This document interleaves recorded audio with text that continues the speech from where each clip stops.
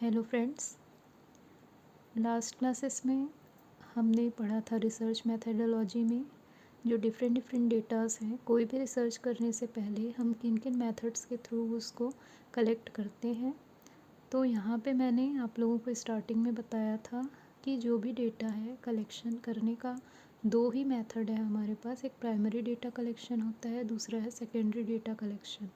Primary data collection के मैंने 4 methods आप लोगों को बता दिए थे। आगे के जो मेथड्स हैं वो मैं यहाँ से कंटिन्यू कर रही हूँ। फिफ्थ था अपना अदर मेथड्स, है ना। ये अपना है प्राइमरी डेटा कलेक्शन के अदर मेथड्स, जो कि 6 मेथड्स हैं जिसे हम वन बाय वन कंटिन्यू करेंगे। फर्स्ट है प्रोजेक्टिव टेक्निक्स, सेकंड है कंटेंट एनालिसिस, थर्ड है सोशियोमेट्री टेक्निक्स, फोर्थ है focus group discussion, then fifth है marketing consumer research methods, six है मोटिवेशनल रिसर्च। फर्स्ट है projective techniques. It is a qualitative research method. ये क्या है, क्वालिटी रिसर्च डेटा कलेक्ट करने का मेथड है जो कि डेवलप किया गया है, developed by psychologist to infer predict about the underlining motives and inner features which are not revealed known by the respondent, है ना। इसके थ्रू हम ऐसे चीज़ों को डेवलप कर पाते हैं इस मेथड के थ्रू जो कि सामने रिस्पोंडेंट जो होता है उसे उस चीज़ के बारे में नहीं पता होता है, लेकिन उसे साइकोलॉजी के थ्रू उसे प्रेडिक्ट करके बताना होता है कि इसके अंदर क्या क्या फीचर्स हैं। It is an indirect means of questioning. Means इसके थ्रू हम क्या है, रिस्पोंडेंट या सामने वाले से क्वेश्चन करके इनडायरेक्ट तरीके से उस डेटा के बारे में जानकारी प्राप्त करते हैं। A wide variety of projective techniques are available. ठीक है, यहाँ पे बहुत सारे टेक्निक है, वाइड वैरायटी है प्रोजेक्टिव टेक्निक्स के जिसके थ्रू हम डेटा कलेक्ट कर सकते हैं। It may be classified into 3 types, visual, verbal and expressive technique. ये क्या है, 3 तरीके के हैं जो आगे हम कंटिन्यू पढ़ेंगे। फर्स्ट है विजुअल टेक्निक्स, जिसका फर्स्ट मेथड है RI टेस्ट। RI टेस्ट है, this test consist of 10 cards having printed of ink blots. ठीक है, इंक बोल्ट्स मतलब यहाँ पे 10 कार्ड रहेंगे जहाँ पे कुछ ना कुछ हमें प्रिंटेड फॉर्म में मिलेगा।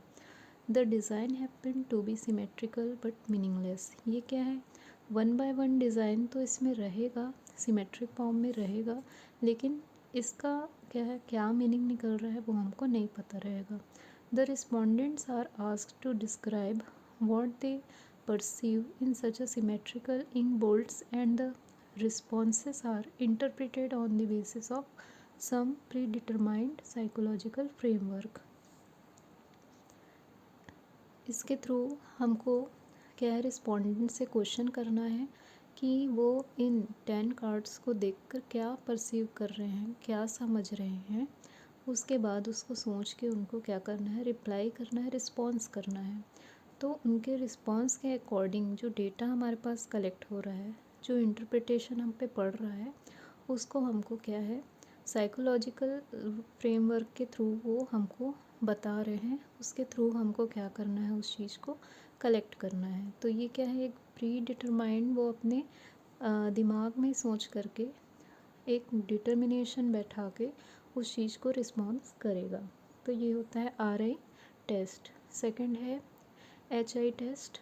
HI टेस्ट में this test from WH Holtzman is a modification of the RI test explained above.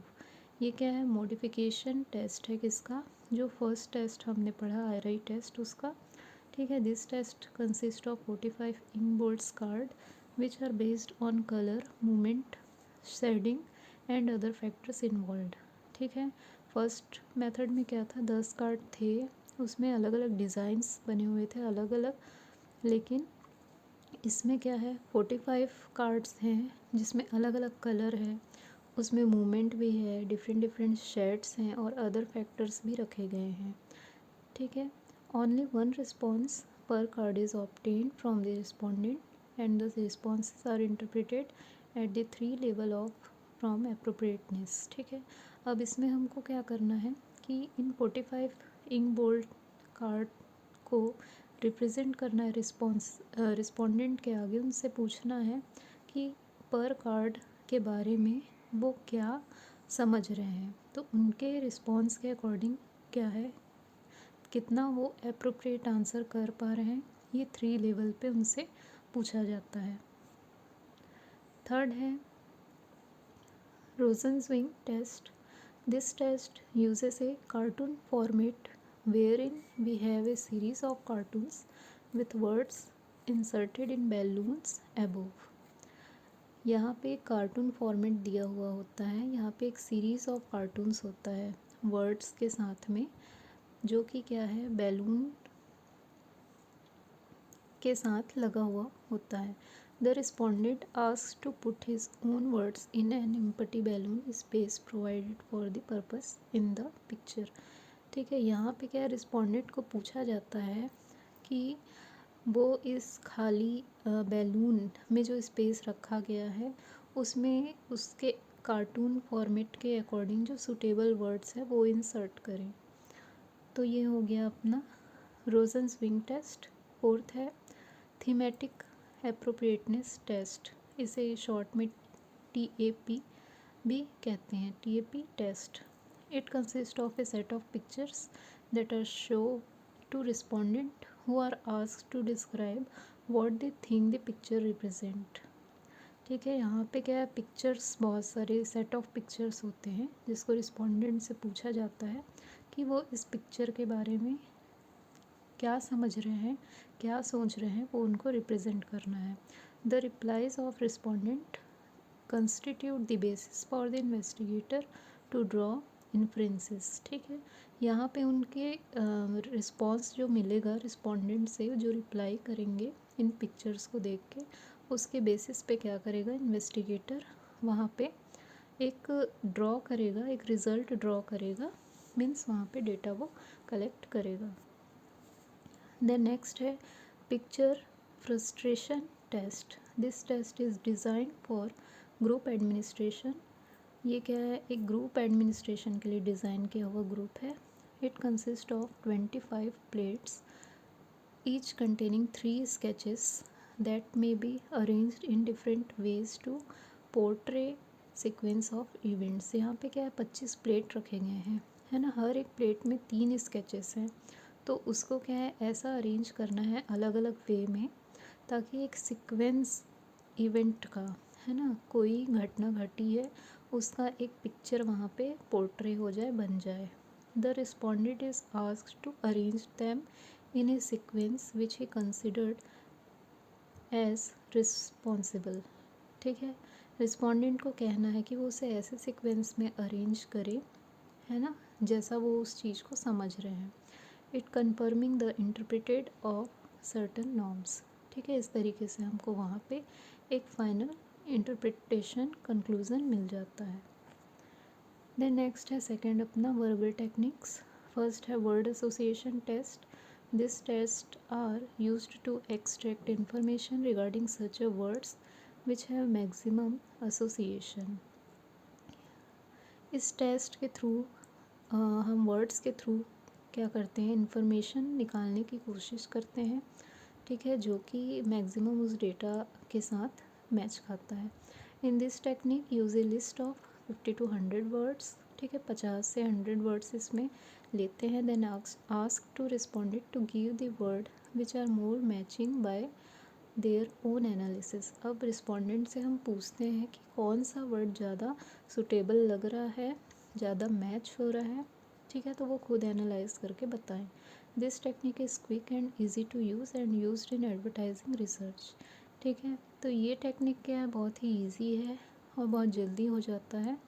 ठीक है, तो एडवर्टाइजिंग रिसर्च में क्या किया जाता है, इसका यूज़ किया जाता है। For example, a number of quality product asked to write brand name. ठीक है, अगर कोई क्वालिटी प्रोडक्ट किसी को दिखाया जा रहा है, वहाँ पे पूछ रहे हैं कि इस प्रोडक्ट के लिए ब्रांड नेम क्या होना चाहिए, तो ये क्या है, रिस्पोंडेंट से पूछ सकते हैं उनके आगे और उनका जवाब यहाँ पे आ सकता है। ठीक है, सेकंड है sentence completion test. Under this technique, respondent may be asked to complete a sentence to find association with their personality characteristic. यहाँ पे क्या है, ऐसा टेक्निक है जहाँ पे रिस्पोंडेंट से पूछा जाता है कि वो इस सेंटेंस को कंप्लीट करें. For example, person who wear khadi are, है ना, तो यहाँ पे फिलिंग द ब्लैंक्स है जिसे रिस्पोंडेंट को पूरा करना है. देन थर्ड है story completion test. In this test the one part of the story is given to the respondent and ask to complete the story. ठीक है, यहाँ पे स्टोरी का एक पार्ट रिस्पोंडेंट को बताया जाता है, एक पार्ट उनसे पूछा जाता है कि आप इस स्टोरी को कंप्लीट करें. Then the respondent focused his attention on a story conclusion to the story. देन वो क्या करेगा, फर्स्ट पार्ट के अकॉर्डिंग सेकंड पार्ट क्या कंक्लूज़न निकलना चाहिए स्टोरी का, वो उसे बताएगा.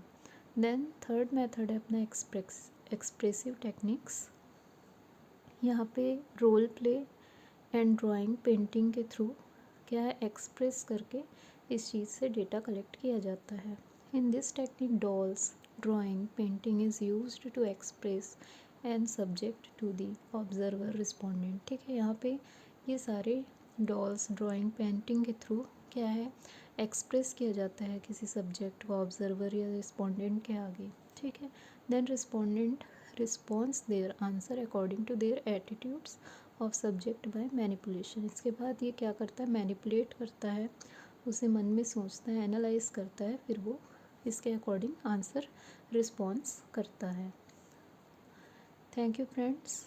आगे हम नेक्स्ट पढ़ेंगे प्राइमरी डेटा कलेक्शन के और आगे क्या मेथड्स हैं नेक्स्ट क्लास में. Thank you.